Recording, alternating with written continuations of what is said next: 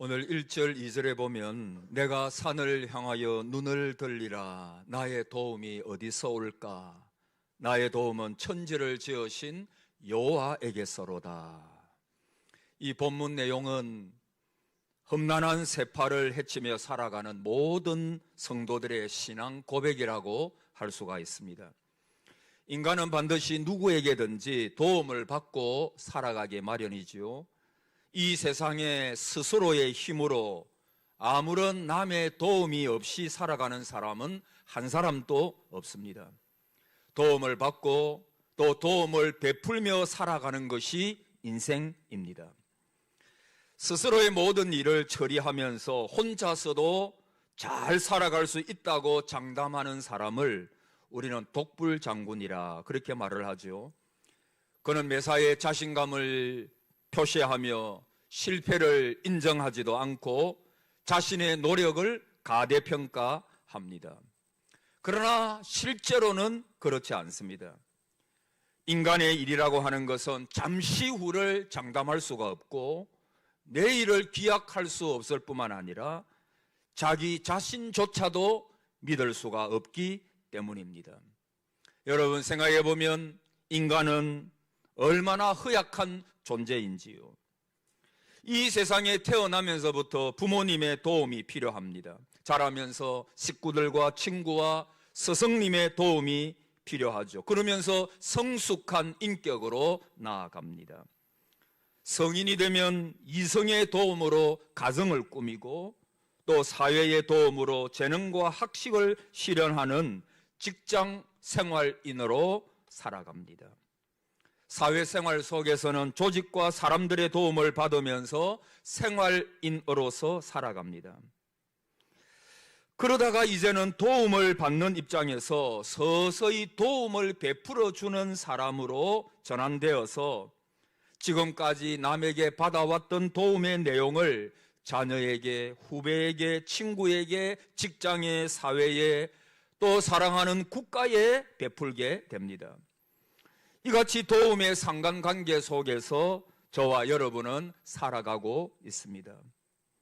그런데 이런 모든 도움의 그 원천이 오늘 본문에 보면 한마디로 말해서 하나님으로부터 시작됨을 우리에게 말씀해 주고 있습니다.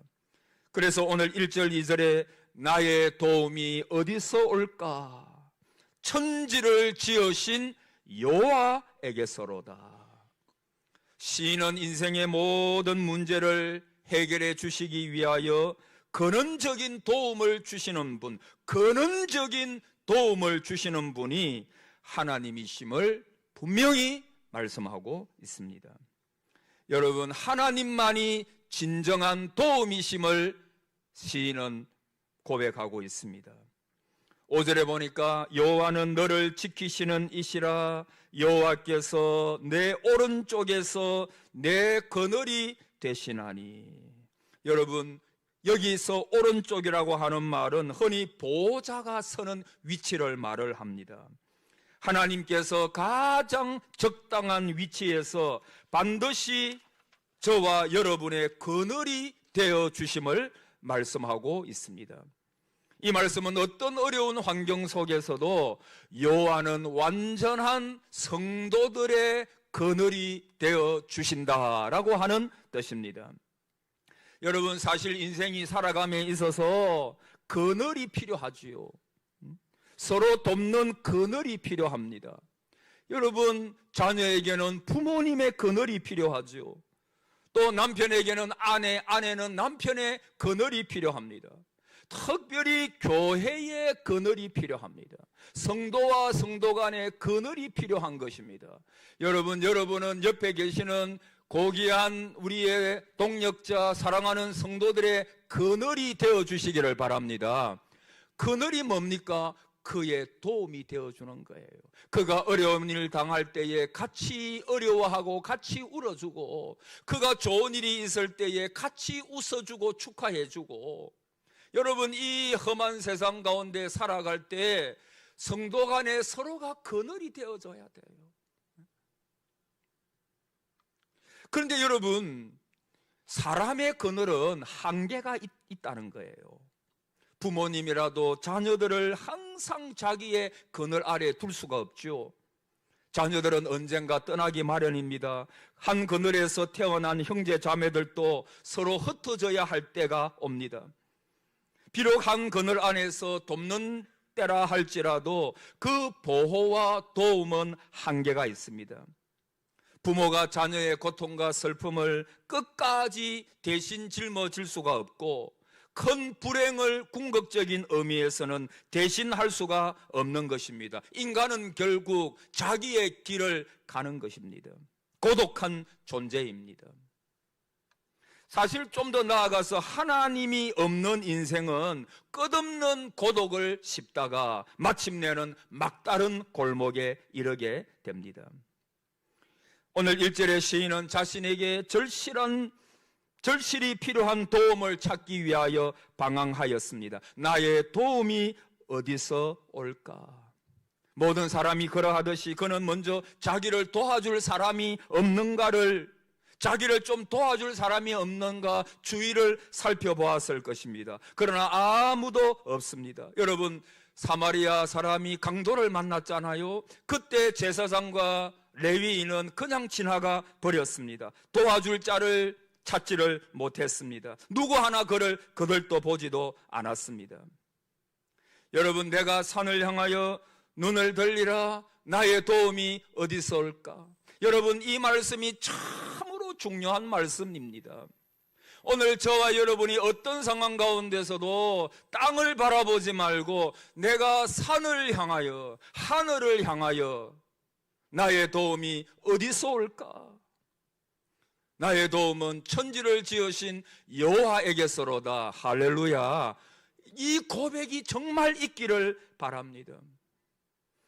여러분, 하나님은 성도들에게 관심이 지대하시죠. 그래서 다윗은 이렇게 말합니다. 사람이 무엇이간데 주께서 저를 생각하시며. 시편 139편 17절에 하나님이여 주의 생각이 내게 어찌 그리 보배로운지요. 여러분, 사람들은 다른 사람들이 나에게 얼마나 관심을 가지느냐를 상당히 중요하게 생각합니다. 근데 여러분, 사실 따지고 보면 어떤 사람이 어느 사람에 대해서 그렇게 관심이 없어요. 여러분 또 저를 볼 때 제가 무슨 넥타이를 메고 왔는지 어떤 옷을 입고 왔는지 나는 신경을 써도 다른 사람들은 그렇게 별로 거기에 대해서 관심이 없는 것입니다. 내가 어떤 일에 대해서 곰곰하게 그렇게 생각을 할지라도 다른 사람들은 그 일을 잊어버리고 자기 살기에 바쁜 거예요, 사실은. 그래서 다른 사람의 그 시선에 여러분 너무 그렇게 신경 쓸 필요가 없습니다. 그 사람이 나를 어떻게 생각할까? 야, 내가 이 자존심이 너무 상해. 그런 생각할 필요도 없어요. 사실은 그 사람들은 벌써 잊은 지 오래인데 나 혼자서 끙끙 앓을 때가 많죠. 그러나 여러분, 어떤 선배님이나 저 같은 경우도 그렇잖아요. 제가 이 목회를 해 나가면서 선배 목사님들이 계시고 특별히 선배 목사님들이나 장로님이나 이런 분들이 우리 노회에 또 제가 아는 존경하는 분들이 관심을 가지시고 김 목사님 잘하고 있습니까? 전화도 해주시고 또 그렇게 해 나갈 때 그분들의 그 관심과 시선이 저에게 얼마나 힘이 되는지 몰라요. 끝까지 목회의 길을 잘 완주한 그러한 목사님들의 격려와 그분들의 관심과 이러한 격려의 말들이 저의 목회 생활을 해 나가는 데 있어가지고 얼마나 도움이 되고 힘이 되는지 모릅니다. 그래서 어떤 분이 저에 대하여 아주 좋은 이야기를 해주고 관심을 가져주고 이럴 때 여러분 또 기쁨과 보람을 느끼기도 하겠죠. 여러분, 어떤 분이 관심을 가지고 지도해주고 사랑해주고 격려해줄 때 그분의 관심이 얼마나 좋은지 몰라요. 하물며 천지 만물을 창조하시고 인간의 생사화복을 주관하시는 하나님께서 저와 여러분에 대하여 관심이 그렇게 많으시대요. 여러분, 이게 복인 줄을 믿습니다. 하나님께서 우리를 보고 계세요. 한 분 한 분에게, 우리 동상의 가족 한 분 한 분에게 하나님의 관심은 지대한 것입니다. 은혜 받은 사람은 그것을 깨달아 압니다. 여러분 생각해 보세요. 왜 하나님께서 관심을 가질까요? 첫째, 저와 여러분을 창조하셨기 때문입니다. 하나님의 형상대로 창조하셨어요. 사람도 자기가 만든 것에 관심이 있잖아요. 자기가 만든 그림, 물건, 조각, 자기 발명품 이런 것 관심이 많잖아요. 그런데 하나님의 형상을 따라 우리 인간을 창조하셨습니다. 하나님의 형상, 그게 뭘까요? 하나님의 영이 우리 가운데 있는 것입니다. 하나님과 대화할 수 있는, 다른 모든 피조물들은 하나님과 대화할 수가 없죠. 그러나 우리는 하나님과 교통할 수가 있는 하나님의 모양, 하나님의 형상, 여러분 생기를 우리 속에 불어 넣으셨다 그랬잖아요. 그래서 우리가 생명이 된지라 살아있는 존재, 하나님과 교통할 수 있는 존재가 되었잖아요. 그러니까 하나님께서 우리 인간을 얼마나 아끼시는지 몰라요. 만세전에 저와 여러분을 선택하셨습니다. 그러므로 하나님은 아끼시고 관심이 많습니다. 또 하나는 예수 그리스도의 피로 값주고 사셨기 때문입니다. 할렐루야. 그리스도의 고귀하신 보혈로 말미암아 저와 여러분을 사셨어요. 값으로, 핏값으로 사셨으니 너희는 너희의 것이 아니라 값으로 산 것이 되었으니 라고 말씀하고 있습니다. 하나님께서 자기 아들 독생자를 이 땅 위에 보내사, 여러분 성탄이 뭡니까? 내일이 성탄절이잖아요. 성탄은 자기 아들, 하나님의 고귀하신 아들을 이 땅 위에 보내신 거예요. 오늘 새벽에도 말씀드렸지만 구주가 나셨으니, 한번 따라해 보실래요? 구주가 나셨으니, 구주가 뭐예요? 구원자입니다. 구원자. 저희를 죄에서 구원할 자이심이라. 죄의 삭선 사망이요 영원한 멸망이에요. 그래서 인간의 가장 중요한 것이 뭐냐 하면 죄 사함 받았는가, 내가 정말 죄를 사함받고 하나님의 자녀가 되었는가, 이게 인생에 있어서 가장 중요한 것입니다. 예수님께서 왜 이 땅 위에 오셨습니까? 저는 개인적으로 생각하기에 하나님의 가장 놀라운 사랑, 주님의 가장 놀라운 은혜가 뭘까를 묵상하고 생각해 볼 때 저는 성육신이라고 생각합니다. 인간의 몸을 입으시고 그 마구간에서 인간의 몸을 빌어서, 몸을 통해서 이 땅 위에 주님께서 오셨다는 것. 물론 그분의 십자가, 여러분 우리가 십자가를 생각할 때 얼마나 감격스럽고 눈물이 흘려집니까? 날마다 우리는 십자가 밑에 나아가는 것입니다. 여러분 그 십자가도 놀라운 것입니다. 우리의 머리로는 다 이해되지 않는 것입니다. 왜 그분께서 벌레 같은 나를 위하여, 여러분을 위하여 죽으셨는가? 여러분 그거 이해 안 되죠. 그러나 또 한편으로는 창조주이신 그분께서 하나님과 같은 본체시나 동등됨을 취하지 아니하시고 인간의 몸을 입으시고 이 땅 위에 오셨다. 저는 그분의 성육신, 인간의 몸을 입고 오신 이것이야말로 얼마나 놀라운 하나님의 사랑인가. 사실 제가 다 이해를 못 하겠어요. 그래서 기독교는 신비입니다. 그분의 사랑을 생각하면 신비고, 그분의 낮아지심을 생각하면 그게 신비고, 온통 신비로 가득 찼어요. 그러나 그것이 사실입니다.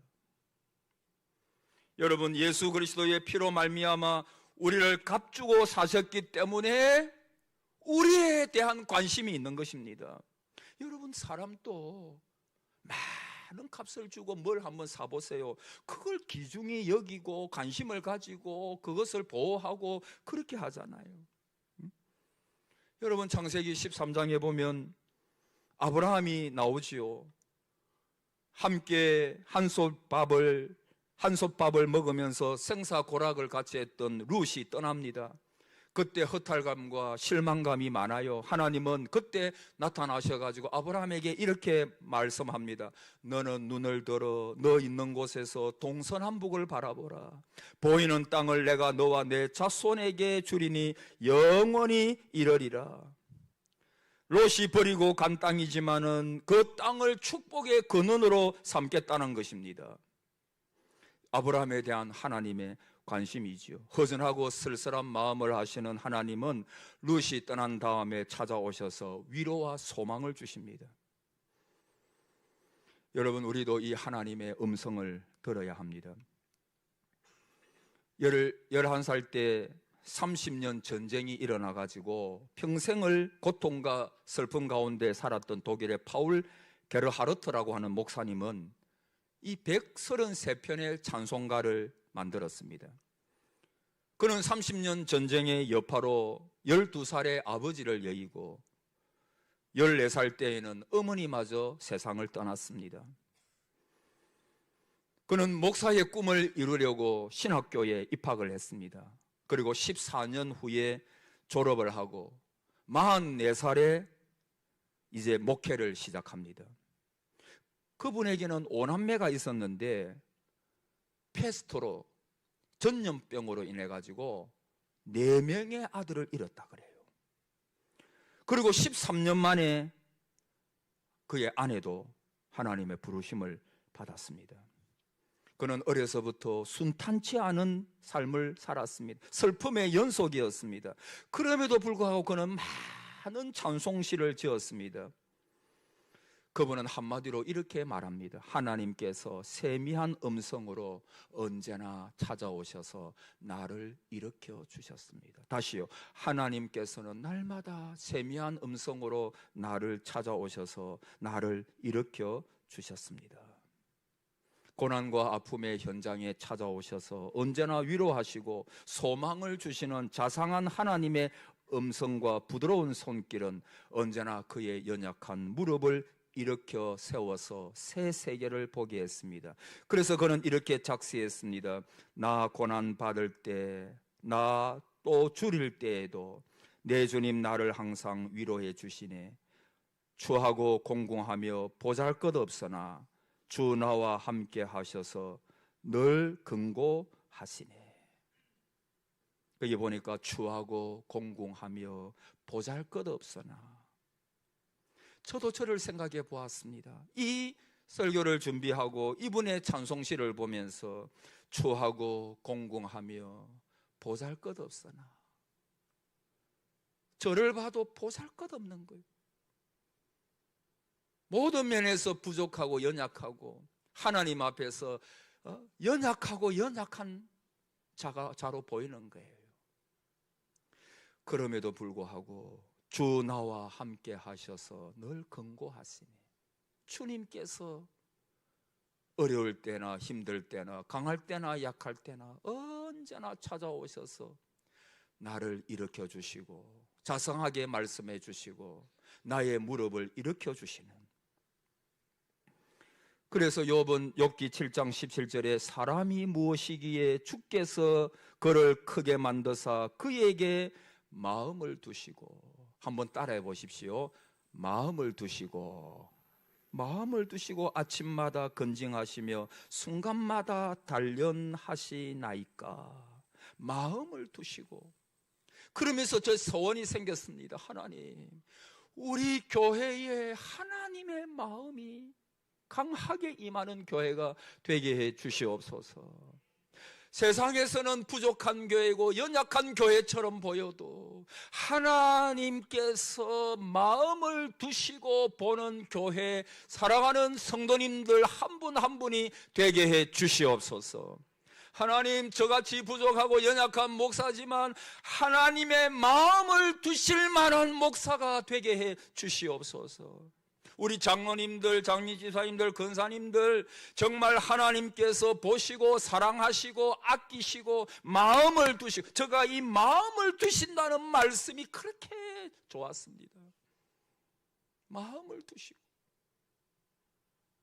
하나님의 눈이, 마음을 두신다는 말이 뭘까요? 하나님의 눈이 늘 그에게 와 계신 거예요. 욥의 형편, 처지, 사정을 다 돌보시고 아셨습니다. 그래서 욥은 사람이 무엇이기에 마음을 두시고 그에게 마음을 두시고. 여러분, 사람도요, 관심 있는 사람에게 눈이 늘 가지요. 저 후배 가운데도 보면 관심이 가는 후배가 있어요.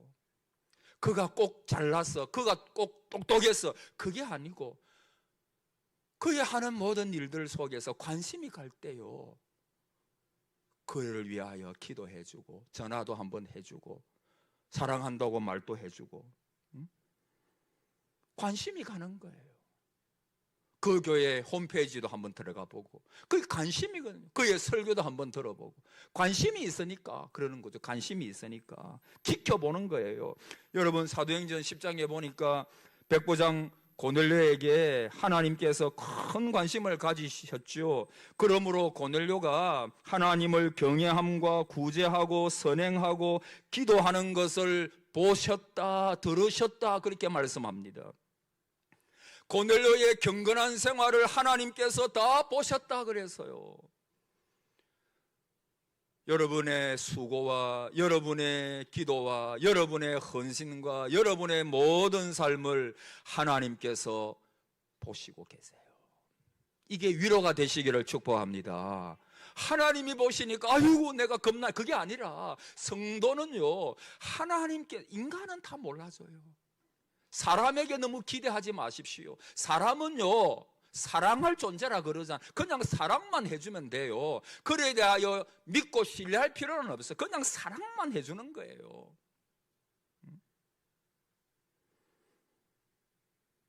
하나님은 그 고넬료의 모든 것을 보셨어요.